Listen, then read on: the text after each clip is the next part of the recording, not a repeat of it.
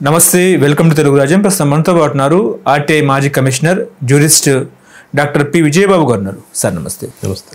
విజయ్ కుమార్ గారు, మనం ఇందాక అన్నట్టు సుగాలి ప్రీతి విషయంలో న్యాయం జరగలేదు అన్నట్టు కూడా ఆమె తల్లిగారు మాట్లాడారు నిన్న మీడియాతో.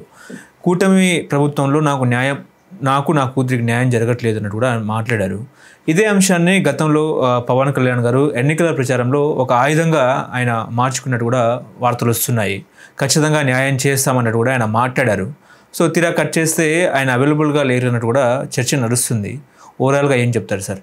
సుగాలి ప్రీతి అనేటువంటి పేరుని పెద్ద ఎత్తున గ్లోరిఫై చేసి అసలు ఈ రాష్ట్రంలో మహిళలకు అన్యాయం జరిగిపోతూ ఉంది. ఒక సుగాలి ప్రీతియే కాదు, అసలు ఒక పెద్ద మొత్తంలో ఇక్కడ అందరూ కూడా అదృశ్యం అయిపోయారు. మాకు అధికారం ఇస్తే వాళ్ళందరినీ కూడా వెనక్కి తీసుకొస్తాం అని చాలా మాటలు చెప్పారు. వాళ్ళు చెప్తే మరి అదృశ్యం అయిపోయిన వాళ్ళంతా ఏమైపోయారు ఇవాళ? అసలు దానికోసం మీరు ఏమైనా ప్రయత్నం అయినా చేశారా? చిన్న ప్రయత్నం అయినా చేశారా? సుగాలి ప్రీతికి సంబంధించి అయినా సరే ఒక రోజైనా చర్చించారా? అంటే ఏమీ లేదు. ఏంటంటే ఆ రోజు ప్రతిదీ నోటికి మీకు బలమైన మీడియాని మీ వెనక నిలబడింది. ఆ మీడియాలో వాళ్ళందరూ ప్రతి ఐటెంని రాస్తే దాన్ని ఏంటంటే ముక్కును పట్టుకొని వేలాడినట్టుగా ఆ రోజు ఆ స్పీచ్లో దాన్ని అక్కడ మాట్లాడటం వదిలేయటమే తప్ప అసలు ఏంటి సుగాలి ప్రీతి ఏంటి, ఏం జరిగింది, ఎవరి హయాంలో జరిగింది, ఈ ఇష్యూ ఎప్పుడు జరిగింది, ఇది ఎవరి ప్రభుత్వం అధికారంలో ఉన్నప్పుడు జరిగింది, ఎలా జరిగింది, దాన్ని స్టడీ చేయటం కానీ ఏమీ లేదు. ఊరికే ఆ హడావుడి సుడిగాలి రాజకీయ పర్యటనల్లో మీకు అదే చెప్తా. నాకు బాగా ఇష్టం అదే, చాలా వీటిలో చెప్తాం. జంధ్యాల సినిమా ఒకటి ఉంటుంది. ఆ జంధ్యాల సినిమాలో వీరభద్రరావు క్యారెక్టర్ ఏం చేస్తాడంటే ఇంగ్లీష్లో ఏవో మాట్లాడుతుంటే పక్కన ఏంటంటే అదేంటి అంటాడు, తెలియదు, బాగుందని వాడేసి అంటుంటాడు. సో తెలీదు, కాకపోతే బోట్లకు పనికి వస్తుంది అనుకున్నారు, వాడేసేసారు. అందులో పెద్ద సీరియస్నెస్ కానీ ఒక హ్యుమానిటీ కానీ ఒక ఇంటర్నల్ కన్సర్న్ కానీ ఇలాంటివి ఏమీ లేవు. నోటికి ఏది వస్తే అది మాట్లాడారు. దాన్ని గ్లోరిఫై చేసి బ్లోఅప్ చేయడానికి వాళ్ళ భజన మీడియా ఉంది. తన పాత్ర అది సమర్థంగా నిర్వహించింది. మొత్తం మీద ఏదైతే అదయింది. ఇవాళ అన్యాయం అయిపోయింది ఎవరయ్యా అంటే సగటు ప్రజలు, పేద ప్రజలు, దగాపడిన చెల్లెళ్ళు, అంతే. అంటే అంతకుముందు చాలా మహిళల మీద అనేక అఘాయిత్యాలు జరిగాయి. అవన్నీ బయటకు రాకుండా కేవలం సుగాలి ప్రీతి హత్య ఇష్యూనే ఎందుకు హైలైట్ అయిందంటే ఏం చెప్తారు? వాళ్ళకి అది నచ్చింది. ఇంత నేను అనేది అదే కదా.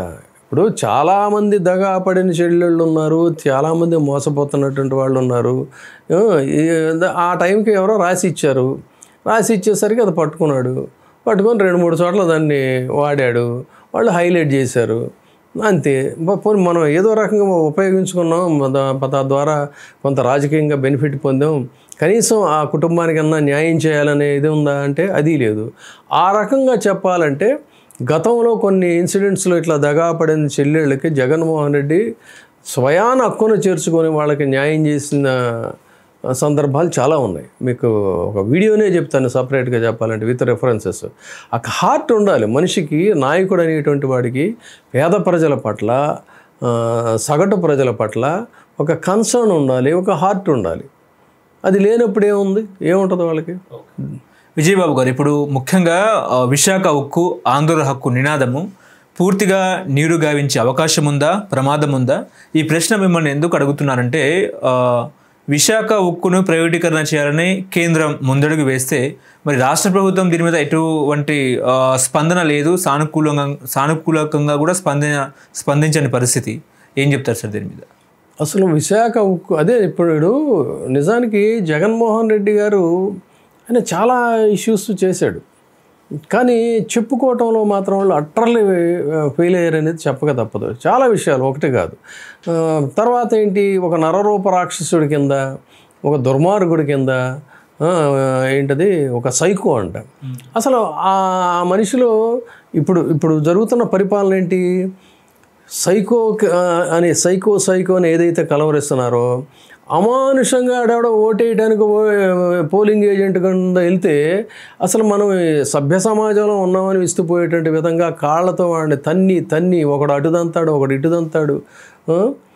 అది సైకో ప్రభుత్వం, సైకో పాలన. అలా లేదు, చిన్నపిల్ల బాలిక ఏదో ఆడుకోవడానికి వెళితే దారుణంగా మనం చెప్పలేనటువంటి భాషలో పాపం అమాయకురాలు బలైపోయినటువంటి సంఘటన చెప్పాలా?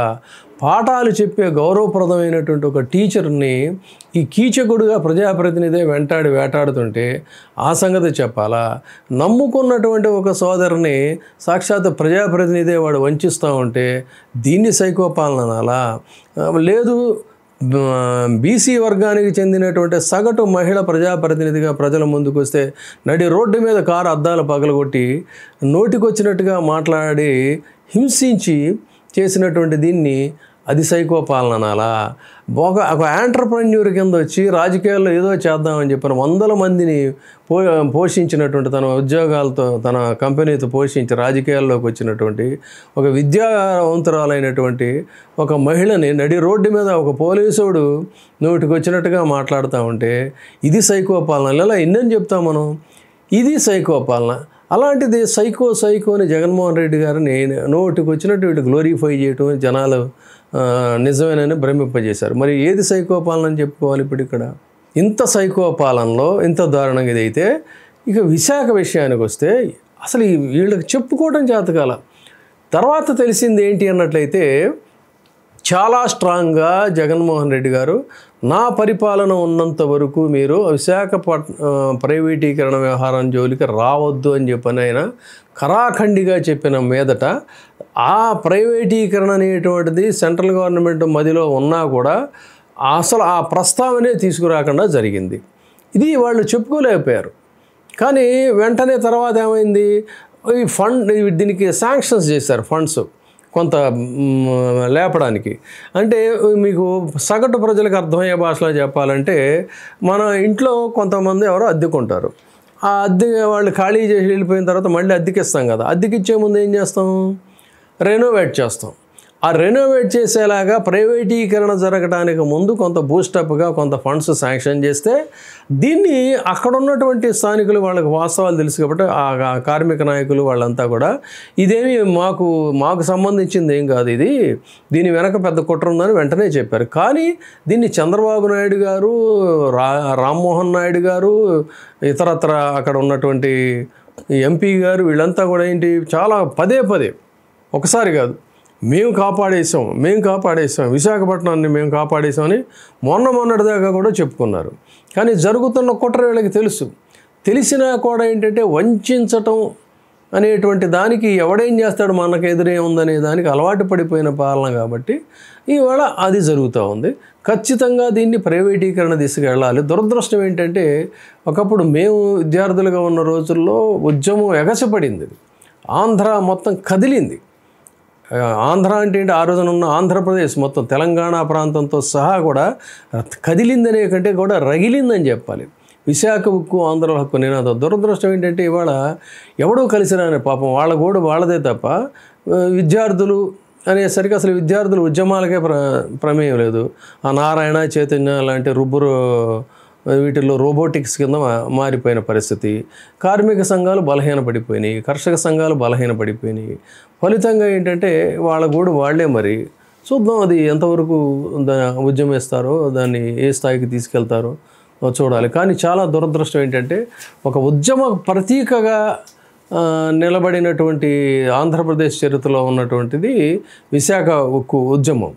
మహాకవులు శ్రీశ్రీ లాంటి వాళ్ళందరూ కూడా అక్షరాయుధాలు అందించారు దానికి. అలాంటిది ఈ రోజున మరి వీళ్ళ యొక్క దగాకి గురవుతా ఉంది. హలో, తెలుగు రాజ్యం ఛానల్ చూస్తున్నారా?